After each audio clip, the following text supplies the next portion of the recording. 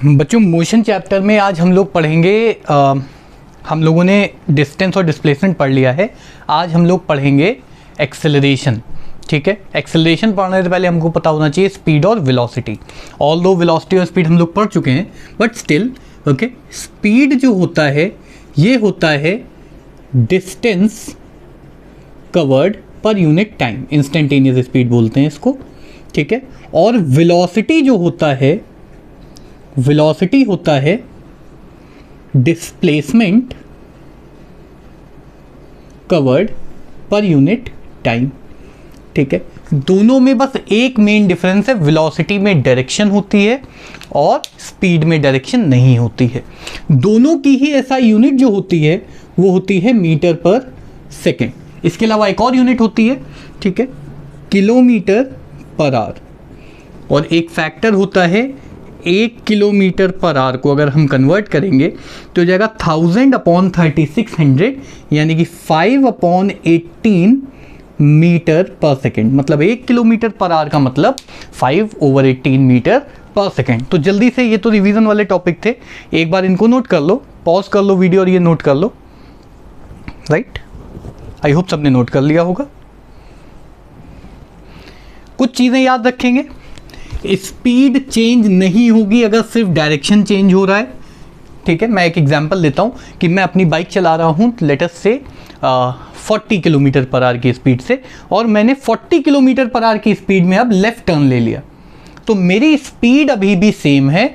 ठीक है, जो आपके स्पीडोमीटर्स बताते हैं गाड़ी में जो होता है ना, जो स्पीड बताता है, that is actually speed. Okay, और यही अगर मैं बात करूं कि मेरी गाड़ी ऐसे चल रही थी और मैंने इधर को टर्न ले लिया, तो अब मेरी वेलोसिटी, मैग्नीट्यूड भले ही सेम हो बट डायरेक्शन चेंज हो जाएगा। तो स्पीड एंड वेलोसिटी क्लियर होगा। आज का टॉपिक हमारा है एक्सेलरेशन।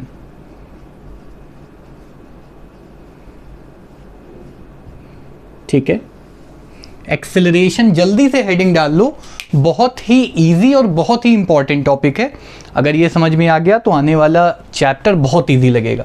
ठीक है, तो जब हम लोग बात करते हैं एक्सेलरेशन की, तो एक्सेलरेशन की सिंपल डेफिनेशन है, पहले उसको नोट कर लेंगे। The rate of change of velocity, वैसे तो इतना ही सफिशिएंट है, लेकिन कई बार बुक्स में भी आपको ऐसा मिलेगा, rate of change of velocity with time. Although rate का मतलब ही टाइम के साथ होता है, but still we will write the rate of change of velocity with time is called acceleration. ठीक है, बहुत इंपॉर्टेंट टॉपिक, और उसका कीवर्ड ये है, the rate of change of velocity. ठीक है, कितनी जल्दी, कितनी ज़्यादा वेलोसिटी चेंज हो रही है, या सेम टाइम में कितनी ज़्यादा वेलोसिटी चेंज हो रही है, दैट विल बी एक्सेलरेशन। ठीक है, तो मैं इसका जो फॉर्मूला होगा वो लिख देता हूँ। तो एक्सेलरेशन का फॉर्मूला जो होगा ये हो जाएगा change in velocity divided by time taken. किस चीज़ में? इस चेंज के होने में। राइट, तो देखो कितनी देर में ये वेलोसिटी चेंज हो रही है ये भी मैटर करेगा। एक्सेलरेशन को हम ए से दिखाते हैं, और चेंज इन वेलोसिटी को अगर हम डेल्टा वी लिख दें, डेल्टा जो होता है ग्रीक अल्फ़ाबेट है। ओके, एक ये डेल्टा होता है और दूसरा वाला भी बताएगा नहीं। ठीक है, तो एक्सेलरेशन जो होता है वो होता है change in velocity upon change in time. ठीक, तो ये सिंपल फॉर्मूला बन गया। और अगर जो हमने पहले भी देखा है कि फाइनल वेलोसिटी हमने मानी थी v, राइट। ठीक है, तो यहां तक नोट कर लो पहले, उसके बाद हम लिख सकते हैं इसको v माइनस यू, थोड़ा v को v की तरह बना देते हैं, v minus you upon T. अगर टी टाइम है, डेल्टा टी की जगह अगर हम कह दें कि पहले 0 हमने स्टॉप वॉच ली और 0 पे हमने ऑन की स्टॉप वॉच। ठीक, तो जितने भी सेकंड पास होंगे वही हमारा टाइम हो जाएगा। तो हम लिख सकते हैं acceleration equal v minus you upon T. तो जल्दी से ये वाला फॉर्मूला नोट कर लो, बहुत इंपॉर्टेंट फॉर्मूला। इसके बेस पे न्यूमेरिकल भी आते हैं। यहाँ पे मैं ये भी लिख देता हूँ कि क्या चीज़ क्या है, ठीक है। तो मैं यहाँ साइड में लिख देता हूँ, यहाँ पे v जो है ये है फाइनल वेलोसिटी। फाइनल वेलोसिटी का मतलब बाद में क्या वेलोसिटी है बॉडी की। वेलोसिटी याद रखना, स्पीड नहीं होगा यहाँ पे, ठीक है। u जो है ये है इनिशियल वेलोसिटी। इनिशियल वेलोसिटी से मतलब ये है कि जब मैंने स्टॉप वॉच ऑन और जब मैंने उसको स्टॉप किया। स्टॉप वॉच हम लोग यूज़ करते हैं ना, तो जैसे ही मैंने ऑन किया वैसे ही हमने u मेज़र कर लिया।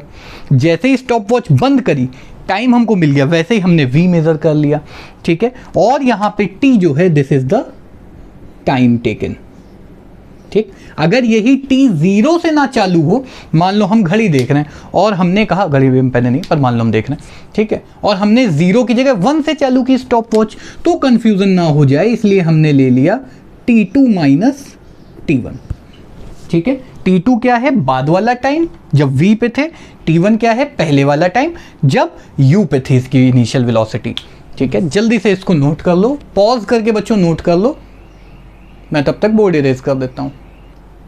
राइट, तो हम लोगों ने आई होप नोट कर लिया होगा। तो हम लोग बात कर रहे थे एक्सेलरेशन की। अब देखो दो तरह के एक्सेलरेशन हो सकते हैं।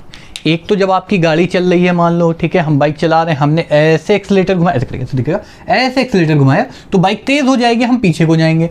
और वही अगर हम एक्सेलेटर छोड़ दें तो बाइक धीमे धीमे रुकने लगेगी। तो एक्सेलरेशन दो तरह के नाम दिए गए हैं, ठीक है। अगर एक्सेलरेशन पॉजिटिव होता है, यानी कि स्पीड मतलब वेलोसिटी, इफ इट इंक्रीजेस, ठीक है, इंक्रीजिंग वेलोसिटी, इंक्रीजिंग वेलोसिटी, इस केस में हम सिंपल इसको एक्सेलरेशन कहते हैं। इसमें कोई भी खास नाम चेंज नहीं किया, कोई हमने नामकरण नहीं किया, ठीक है, योगी जी वाला काम नहीं किया। उसके बाद सेकंड आता है, अगर एक्सेलरेशन नेगेटिव आ जाए, यानी v minus you upon T, ये होता है ना फॉर्मूला, यहाँ लिख देते हैं v minus you upon T. अगर u बड़ा हो जाए, मतलब पहले हम 40 किलोमीटर पर आवर की स्पीड से चल रहे थे, हमने ब्रेक लगाया, अब हम 10 किलोमीटर पर आवर की स्पीड से चल रहे हैं, तो ये वैल्यू नेगेटिव आएगी। तो इस केस में डिक्रीजिंग वेलोसिटी हो जाएगी, राइट। और डिक्रीजिंग वेलोसिटी के केस में आप चाहो तो नेगेटिव एक्सेलरेशन भी कह सकते हो, या एक ज़बरदस्ती का नाम दे दिया गया, इसको ज़बरदस्ती नाम दिया गया, कोई लॉजिक नहीं है इसका, हमने नाम दे दिया दुनिया ने, तो हमने भी मान लिया, और इसका नाम दिया गया रिटार्डेशन, ठीक है। तो अब अगर कोई आपसे डेफिनेशन पूछे तो acceleration when the value of A is positive, retardation when the value of A is negative, ठीक है। पर कंफ्यूज नहीं होना है, ये सेम चीज़ है, बस प्लस माइनस का फर्क है, राइट। तो इसको हम नेगेटिव एक्सेलरेशन भी कह सकते हैं, ये भी सही है, ये भी सही है। अब क्वेश्चन अगर पूछ लें what do mean by negative acceleration, तो रिटार्डेशन की ही डेफिनेशन बताएंगे, when the velocity decreases we call it as negative acceleration. तो जल्दी से इसको भी नोट कर लो। आई होप सबने नोट कर लिया होगा। Now let's talk about it's SI unit. तो इसको पहले हटा देते हैं, नहीं किया तो बैक करके कर लो। तो भाई बात करते हैं एसआई यूनिट की। तो एक्सेलरेशन की एसआई यूनिट होती है मीटर पर सेकेंड, ठीक। Delta V upon T, change in velocity upon time, change in velocity metre per second, time हो गया सेकंड। बहुत सारे टीचर आपको ऐसे मिलेंगे जो इसको मीटर पर सेकंड स्क्वायर बोलते हैं, इनके इनफैक्ट मैं भी अक्सर बोलता हूं, बट इट्स एक्चुअली मीटर पर सेकंड, यानी पर सेकंड इतने मीटर पर सेकंड की वेलोसिटी चेंज हो रही है। तो मैं खुद गलत बोलता हूं अक्सर, ठीक है, टाइम बचाने के लिए, बट बहुत सारे लोगों को पता भी नहीं होता है, तो बता दिया मैंने। इसको इस तरह से भी लिख सकते हैं, मीटर पर सेकेंड स्क्वायर लिख सकते हैं, बट एक्चुअल ये होता है इतने मीटर पर सेकेंड का चेंज 1 सेकेंड में आया। और इसको लिखने का एक और तरीका है, मीटर पर सेकेंड, सॉरी पर सेकेंड स्क्वायर, एक्सेलरेशन है ना, तो मीटर पर सेकेंड स्क्वायर। तो जल्दी से इसकी एसआई यूनिट नोट कर लो। और क्या एसआई यूनिट बन सकती है इसकी, और इसकी एसआई यूनिट हो एसआई यूनिट नहीं पर और यूनिट हो सकती हैं सेंटीमीटर पर second square, millimetre per hour square, depend करता है कोई चीज़ कितना तेज़ या कितना धीमा चल रही है, बहुत सिंपल एकदम, राइट। इसके बाद it is a vector quantity, बहुत important topic, it is a vector quantity. ठीक है बच्चों, तो ये भी याद रखेंगे कि एक्सेलरेशन एक वेक्टर क्वांटिटी है, इसका मतलब इसका मैग्नीट्यूड और इसका डायरेक्शन दोनों चीज़ें मैटर करेंगी। ठीक है, तो जल्दी से ये वाला टॉपिक भी पॉज करो और लिख लो।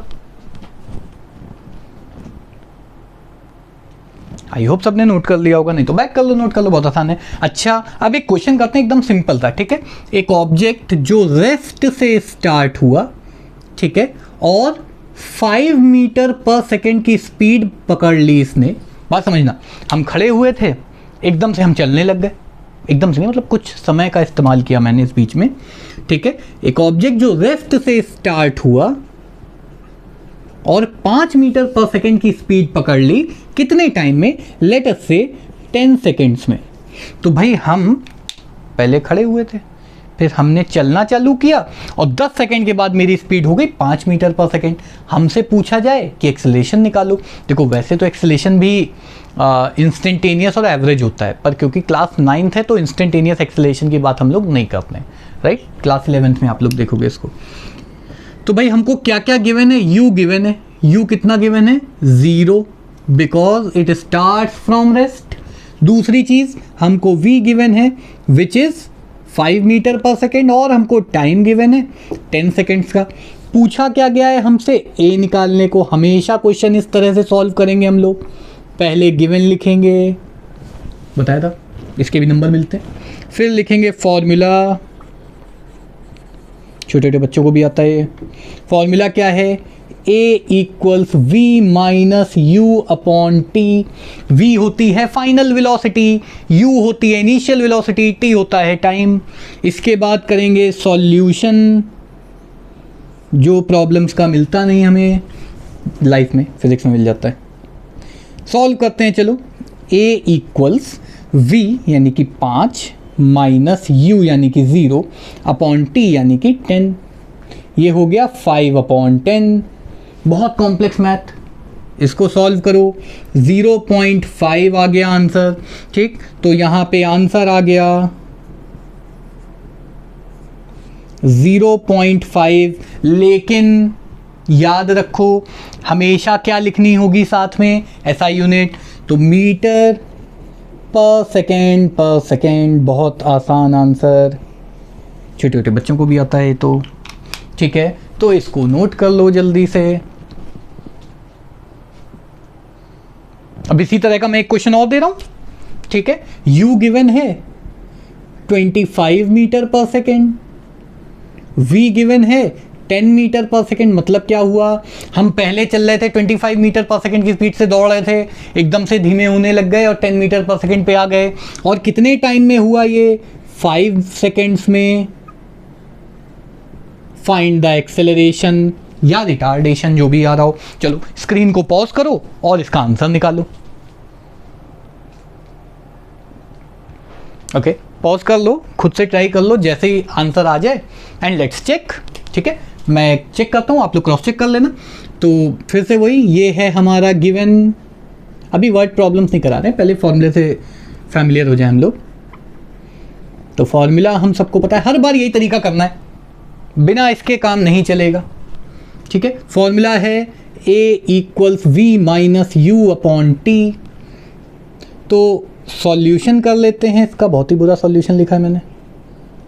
सॉल्यूशन जो है ये हो जाएगा a इक्वल्स v है 10, u है 25, t है 5। 10 माइनस 25 बहुत कठिन, ऐसे ऐसे करना पड़ेगा। ये आ जाएगा, आप लोग को इतना तो आ ही गया होगा कि ये हो गया -15। प्रॉब्लम क्या होती है, बच्चे माइनस लिखना भूल जाते हैं, माइनस के नंबर कटते हैं। ठीक है, और नीचे था 5, ये आ गया हमारा a। फिर 5 से इसको काट दो।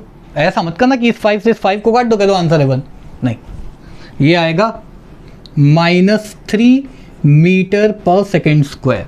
माइनस के साथ आंसर लिखना बहुत ज़रूरी है।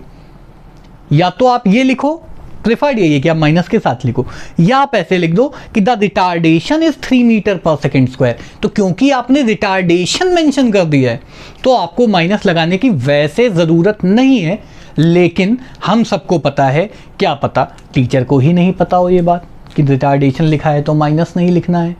ठीक है, लिख दो, इट्स बेटर। तो हम लोग ये चीज़ लिख देंगे। तो ए आ गया -3 मीटर पर सेकेंड, पढ़े लिखे लोगों की भाषा में, और -3 मीटर पर सेकेंड स्क्वायर जल्दीबाजी करने वाले या कम पढ़े लिखे लोगों की भाषा में। तो दिस वॉज एक्सेलरेशन। ठीक है, बहुत सिंपल एकदम, इसमें कुछ भी कठिन नहीं है, छोटे छोटे बच्चे कर लेते हैं। अब एक टॉपिक आता है कि एक्सेलरेशन कांस्टेंट होता है या वेरिएबल होता है। भाई जैसे मोशन पढ़ा था ना हम लोगों ने, यूनिफॉर्म और नॉन यूनिफॉर्म, वैसे ही एक्सेलरेशन भी होता है। अगर ए कांस्टेंट हो जाए, ठीक है, पूरा लिख लेते हैं। आज ही मैंने देखी थी मूवी कॉन्स्टेंटीन, फिर से 10-15 बार देख चुके हैं, फिर आज देखी। तो कांस्टेंट हो गया अगर एक्सेलरेशन, तो इसको हम कहते हैं यूनिफॉर्म एक्सेलरेशन। ठीक है, अगर एक्सेलरेशन कांस्टेंट तो बोलेंगे यूनिफॉर्म एक्सेलरेशन। एग्जाम्पल, हमारी गाड़ी का थ्रॉटल जो होता है, जिसको हम एक्सेलरेटर बोलते हैं, थ्रॉटल को अगर हम ऐसे घुमा दें और होल्ड करे रहें तो गाड़ी की स्पीड एक कांस्टेंट रेट से बढ़ती रहती है। जब पहली बार गाड़ी उठती है उस समय झटका लगता है, फिर झटका नहीं लगता है। ठीक है, लगातार एक कांस्टेंट फोर्स लगती रहती है। आगे पढ़ेंगे ये चीज़। और अगर ए जो है, जो एक्सेलरेशन है, अगर वो नॉट कांस्टेंट हो जाए या अगर वेरिएबल हो जाए, चेंज होने लगे, इंक्रीजिंग डिक्रीजिंग हो जाए, ठीक है, हाफ डबल कुछ हो जाए, तो हम बोलेंगे नॉन यूनिफॉर्म एक्सेलरेशन। ठीक, इनफैक्ट ऐसा भी हो सकता है कि बॉडी की स्पीड चेंज ही ना हो रही हो, स्पीड ना चेंज हो रही, वेलोसिटी हो सकती है। ठीक है, बहुत सिंपल सा एग्जांपल, जो ISS है, ISIS नहीं, ठीक है, टेररिस्ट ऑर्गेनाइजेशन नहीं, ISS इंटरनेशनल स्पेस स्टेशन, वो लगातार एक एक्सेलरेशन की पोजीशन में, आपको भी अपना वेट जो महसूस होता है वो इसीलिए होता है because you all are always in a state of acceleration, because Earth is rotating and we have a constant acceleration of 9.81, maximum acceleration of 9.81 metre per second. ठीक है, इसके बारे में ग्रेविटेशन में बात करेंगे, तो बच्चों इसको नोट कर लेना। और नेक्स्ट टर्न पे हम लोग पढ़ेंगे इक्वेशंस ऑफ मोशन। ठीक है, पहले ग्राफिकल मेथड पढ़ेंगे, उसके बाद पढ़ेंगे इक्वेशंस ऑफ मोशन। राइट, तो थैंक यू ऑल।